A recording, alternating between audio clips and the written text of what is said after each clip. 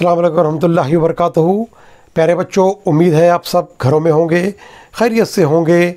मैं आपका online teacher Sheikh Abdul Aleem Abdul अज़ीम, ज़िला परिषद उर्दू मदरसा बेगमपुर, तालुक़ा मोहोर, ज़िला शोलापुर आपके लिए फिर एक बार लेकर आया हूँ आपकी 8वीं जमात की उर्दू किताब से तीसरा सबक का उन्वान है दिल्ली का न्यारी वाला। दिल्ली का न्यारी वाला इसे लिखा है अशरफ सुबूही ने। दिल्ली का न्यारी वाला। अब हम सबक पढ़ते हैं। पहली बात, जब कोई कौम तरक्की की मंजिलें तय करती है तो आम ज़िंदगी में रहन सहन के अलावा इसके खाने पीने के तौर तरीक़े भी बदल जाते हैं। इसी तरह मुख्तलिफ़ इलाक़ों में हर ज़माने में खुर्दनोश की अशिया के इस्तेमाल में तब्दीलियाँ होती रहती हैं। मौजूदा ज़माने में फ़ास्ट फूड को पसंद किया जाता है। मुग़लों और नवाबों के ज़माने में तरह तरह के खाने पाए जाते थे, जैसे निहारी, जो सुबह के नाश्ते के लिए एक किस्म का सालन होता है, और पाए, भेजे और गोश्त को खूब गलाकर बनाया जाता है। ज़ायल के मज़मून में निहारी और इसके सिलसिले में लोगों की पसंद को शगुफ्ता अंदाज में बयान किया गया है। जान पहचान, अशरफ सुबूही 1905 में दिल्ली में पैदा हुए। इनका असल नाम सैयद वली अशरफ था। इनकी इब्तिदाई तालीम घर पर हुई। 1922 में Anglo Arabic high school Delhi से उन्होंने मैट्रिक का इम्तहान पास किया। अशरफ सुबूही महकमे डाक व तार में मुलाजिम रहे। बाद में ऑल इंडिया रेडियो से वाबस्ता हो गए। वो एक साहिब तर्ज अदीब थे। दिल्ली के मुख्तलिफ़ तबक़ों की बोल चाल, वहाँ के रोज़मर्रा और मुहावरे पर पूरी गिरफ्त रखते थे। उन्होंने बच्चों के लिए कहानियों की दर्जन भर किताबें लिखी जो बहुत मकबूल हुई।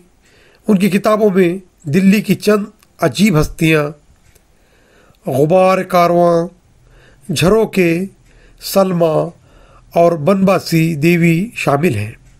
अशरफ सुबूही ने चंद अंग्रेज़ी किताबों का उर्दू में तर्जुमा भी किया और 22 अप्रैल 1990 को कराची में इनका इंतकाल हो गया। न्यारी क्या थी? 12 मसाले की चाट होती थी। अमीर से अमीर और गरीब से गरीब इसका आशिक था। न्यारी अब भी होती है। आज भी दिल्ली के सिवा न कहीं इसका रिवाज है, न इसकी तैयारी का किसी को सलीका। दिल्ली का हर भटियारा निहारी पकाने लगा।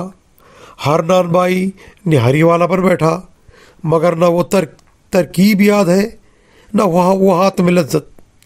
खाने वाले ना रहे तो पकाने वाले कहाँ से आए? का नाम सुनकर बाहर वाले लूट जाते हैं। मिलने वालों से निहारी की फरमाइश होती है।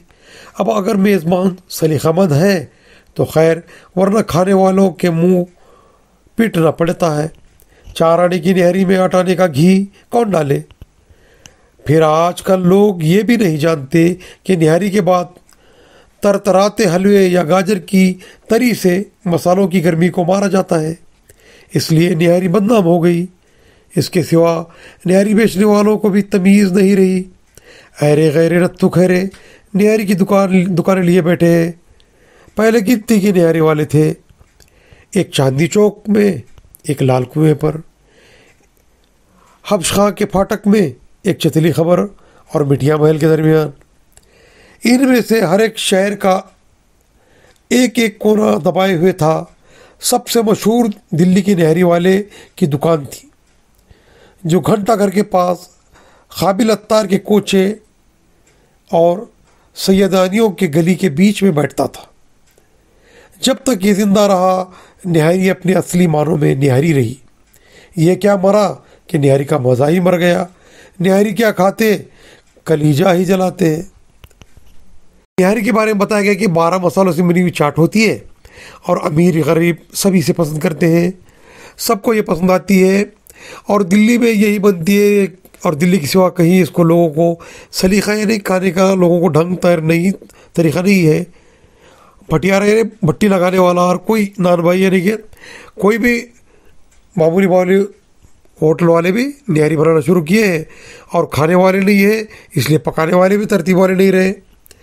اور نہاری کا نام سن کر باہر والے لوٹ لے جاتے ہیں. لوٹ لینا یعنی کہ باہر والے بہت پسند کرتے ہیں اس کو, یہ لوٹ لے جانا چاہتے ہیں, کھا لینا چاہتے ہیں. جب باہر سے آتے ہیں تو مہمان فرمائش کرتے ہیں کہ بھائی نہاری کھلائیے. اور گھی وغیرہ کون ڈالے, آج کل لوگ یہ بھی نہیں جانتے کہ پہلے حلوے کھا کر کے نہاری کی جو مسالوں کی گرمی تھی اسے کم کیا جاتا تھا. اب وہ کھانے والوں میں تمیز بھی نہیں رہی, اس لیے ویسے دکانیں بھی نہیں رہی. اور یہ دلی والے الگ الگ جگہ پر تھے, لیکن سب سے مشہور جو تھے وہ دلی والے جو گھنٹہ گھر کے پاس تھے قابل اتار کے کوچے میں, وہی بہت مشہور تھے. اگلا پیراگراف ہم دیکھتے ہیں. یہ دکان ہم نے دیکھی ہے, بلکہ وہاں جا کر نہاری بھی کھائی ہے. شوقین دور دور سے پہنچتے تھے. گرما گرم روٹی, ترت دیگ سے نکلی ہوئی نہاری, جتنی نلیاں چاہے چھڑوائے, بھیجا ڈلوائے, پیاز سے کڑکڑاتا ہوا گھی, بے ریشہ بوٹیاں, ادرک کا لچھا, کتری ہوئی ہری مرچوں کی ہوائی, کھٹے کی پھٹکار, سبحان اللہ, نواب رامپور کا دسترخوان صدقہ تھا. گھر والوں میں اس سامان کے لیے پورے اہتمام کی ضرورت ہے, اس لیے جو اصل میں نہاری کا لطف اٹھانا چاہتے تھے انہیں دکان ہی پر جانا پڑتا تھا. شہر کے نہاری بازاروں کی آج بھی نہاری والوں کے ہاں بھیڑ لگی رہتی ہے. صبح سے 10 بجے تک تانتا نہیں ٹوٹتا. اس کا ذکر ہی کیا, خصوصاً دلی والے کی دکان پر سورج نکلا نہیں, لوگوں کی آمد شروع ہو گئی. 10 اندر بیٹھے کھا رہے ہیں, 20 پیالے لیے, کٹورے, بادیے, پتیلیاں لیے کھڑے ہیں. 1 پیسے سے لے کر 2 روپے تک کے گاہک ہوتے تھے. لیکن مجال ہے کوئی ناراض ہو یا کسی کو اس کے مرضی کے مطابق نہ ملے. زیادہ سے زیادہ 9 بجے دیگ صاف ہو جاتی. یہاں پر ترت دیگ سے یعنی کہ فوراً جب دیگ بنتی ہے اسی کے ساتھ نکلی ہوئی نہاری عجیب لطف دیتی تھی. نلیاں جتنی چاہے لے لو, بھیجا ڈلوا لو, پیاز سے کڑاتا ہوا گھی ڈال لو, بے ریشہ بوٹیاں. یہاں پر تمام قسم کے لوازمات جو ساتھ ہوتے تھے ان کا ذکر ہوا ہے. کتری ہوئی پیاز, ہری مرچیں, کھٹا. یعنی رامپور کے جو نواب تھے ان کا دسترخوان کو بھی یہاں پھیکا کہا گیا ہے. پورے اہتمام کے ساتھ اگر آپ جو نہاری کھانا چاہتا تھا اسے دکان پر جانا ہی ضروری تھا, کیونکہ گھر تک لے جانے تک یہ ٹھنڈی ہو جاتی تھی, وہ مزہ نہیں آتا تھا. اور یہاں لوگوں کی بھیڑ اتنی ہوتی تھی کہ جو گھروں میں ہوتے تھے لوگ برتن پتیلے وغیرہ لے کر کے لائن میں لگ جاتے تھے اور وہ کسی کو ناراض نہیں کرتے تھے. یہ اس وقت کا زمانہ ہے جب پیسہ 2 پیسے 2 روپے چلتے تھے. اس زمانے کی بات ہے کہ 2 روپے بہت بڑی رقم ہوا کرتی تھی, آج کے 200 روپے کے برابر ہے. اور 9 بجے تک تمام دیگ خالی ہو جایا کرتی تھی. اگلا پیراگراف دیکھتے ہیں. یہ دکاندار دلی کا نہاری والا کے نام سے مشہور تھا. اس کی آن کا کیا کہنا. سنا ہے کہ دلی کے ایک رئیس اس کی دکان کو خریدنا چاہتے تھے. 1000 کوششیں کی, روپے کا لالچ دیا, جائیداد کی قیمت دگنی اور چوکری لگا دی. یہاں تک کہ دکان میں اشرف بچھا دینے کو کہا. دوسرا ہوتا تو آنکھ بند کر لیتا. وہیں کہیں قابل اتار کے کوچے میں, بلی ماروں میں یا یار مان کے کوچے میں جا بیٹھتا. لیکن میاں دلی والے مرتے دم تک اپنی اسی آن سے وہیں بیٹھے رہے. ہم 5-4 دوست پیٹ بھر کر نہاری کے شوقین تھے. جاڑا آیا اور نہاری کا پروگرام بنا. یوں تو اتوار کو اتوار باری باری سے کسی نہ کسی کے گھر پر نہاری اڑائی کرتی تھی. لیکن ہر 15ویں دن اگر کوئی باہر کا مہمان آ گیا ہو تو اس کی معمول کے علاوہ بھی خاص دکان پر جا کر ضرور کھا لیا کرتے تھے. ہمارا دستور تھا. ہم پر کیا منحصر ہے. نہاری بازاروں کے یہ بندھے ہوئے قاعدے تھے کہ صبح کے لیے رات سے تیاری ہوتی تھی. تازہ خالص گھی 2 چھٹاک فیکس کے حساب سے مہیا کیا جاتا تھا. گاجر کا حلوہ جیش خان کے پھاٹک یا جمال الدین اتار سے لیتے تھے. اور تو کیا کہوں, اب ویسے حلوہ بھی کہانے کو نہیں ملتا. گندے نالے کی پھسکی ہوئی نیلی سفید پھیکی سیٹھی, کچی یا اتری ہوئی گاجروں کی گلتھی, ہوتی ہے۔ اب اور کیا تعریف کروں۔ خیر صبح ہوئی، مؤذن نے اذان دی، نہری نے پیٹ میں گدگدی کی۔ ہمارے دوستوں میں خدا بخش ایک سید صاحب تھے، بڑے زندہ دل، یاروں کے یار، نہایت خدمتی۔ یہ ان کی ڈیوٹی ہوتی تھی کہ اندھیرے سے اٹھ کر ایک ایک دوست کے دروازے کی کنڈی پیٹتے اور ایک جگہ سب کو جمع کر سامان اسی غریب پر لادا جاتا۔ یہاں پر اس پیراگراف میں یہ دلی والا جو مشہور دکان تھا، اس کو ایک رئیس نے خریدنا چاہا اور روپیے پیسے زیورات کا لالچ دیا، لیکن یہ حضرت مانے نہیں۔ انہوں نے مرتے دم تک اپنی جگہ نہیں چھوڑی۔ اور یہ 4-5 دوست جو مصنف ہیں ان کے، یہ نہری کے بڑے شوقین تھے، تو یہ اتوار کو اتوار اپنے کسی نہ کسی دوست کے گھر پر تو نہری کھاتے تھے، لیکن اگر کوئی مہمان آتے، اس کے علاوہ بھی کوئی پروگرام بنتا، تو یہ خالص 2 چھٹاک فیکس گھی کے حساب میں بننے والی حلوے کے ساتھ یہ نہری کا مزہ لینے کے لیے یہ دلی والے کی دکان پر جاتے تھے نہری کے۔ اور مؤذن کی اذان کے ساتھ یہ پہنچ جاتے تھے۔ ان کے ایک دوست سید صاحب جو تھے، وہ تمام دوستوں کو بلا کر لاتے تھے اور ایک ساتھ وہ غریب ہی سامان اٹھا کر لے جاتے تھے، اور اس طرح یہ پارٹی ہوتی تھی۔ اگلے پروگرام دیکھتے ہیں۔ جب تک ہماری یہ ٹولی زندہ سلامت رہی اور میاں دلی والے نیچی باڑ کی مسلائی لیس دار ٹوپی سے اپنا گنج ڈھانپ کے چھیٹ کی روئی دار کمری کی آستینوں کے چاک الٹے آلتی پالتی مارے چمچا لیے دیکھ کے سامنے گدی پر دکھائی دیتے رہے۔ نہ ہمارا یہ معمول ٹوٹا، نہ نہری کی چاٹ چھوٹی۔ 2-4 مرتبہ تو کہتا نہیں، ورنہ عموماً ہم اتنے سویرے پہنچ جاتے تھے کہ گاہک دکان بھی پوری طرح نہیں جمنے پاتی تھی۔ کئی دفعہ تو تنور ہمارے پہنچنے پر گرم ہونا شروع ہوا اور دیگ میں پہلا چمچہ ہمارے لیے پڑا۔ دکاندار کے سارے آدمی ہمیں جان گئے تھے اور میاں دلی والے کو ہم سے خاص دلچسپی ہو گئی تھی۔ 3-4 موقعوں پر اس نے خصوصیت کے ساتھ ہمارے باہر والے احباب کی دعوت بھی کی۔ یہ تو اکثر ہوتا تھا جب علی گڑھ یا حیدرآباد کے کوئی صاحب ہمارے ساتھ ہوتے تو معمول سے زیادہ خاطر کرتا، فرمائش کے علاوہ نلی کا گودا بھیجا، اچھی بوٹیاں بھیجتا رہتا، باوجود اصرار کے کبھی ان چیزوں کی قیمت نہ لیتا۔ اب یہ اپنے شہروں والوں کے پاس دائی کہا، ہماری وضع میں کیا سلوٹیں آئی، زندگی کی شرافت ہی جھول پڑی۔ باتیں بڑے مزے کی کرتے تھے۔ مجھ کو پرانے آدمیوں سے پرانی باتیں سننے کا بچپن سے لپکا ہے۔ جب تک دکان لگتی، گاہک آتے، میں ان کا دماغ چاٹا کرتا۔ ایک دفعہ میرے چند دوست باہر سے آ گئے اور آتے ہی فرمائش کی، یار نہری نہیں کھلواتے؟ میں نے کہا نہری کل صبح ہی تھی، وہیں سے نظام الدین چلیں گے۔ شام کو سید صاحب سے کہہ دیا اور سویرے دکان پر جا پہنچے۔ دیگ ابھی کھلی نہ تھی، تنور گرم ہو رہا تھا۔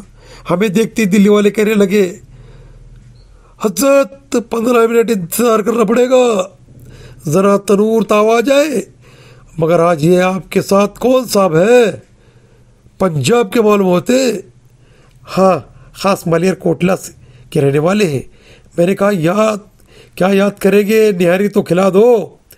مگر میاں نہاری میں تو مرچیں زیادہ ہوتی ہے۔ جو کچھ بھی ہو، ہمیں صورت ایسی نہیں کہ مرچوں کی جھونچ کم ہو جائے۔ کھٹے اور گھی کے سوا اور کیا علاج ہے؟ لیکن میاں تمہارے کھانے کا مزہ جاتا رہے گا۔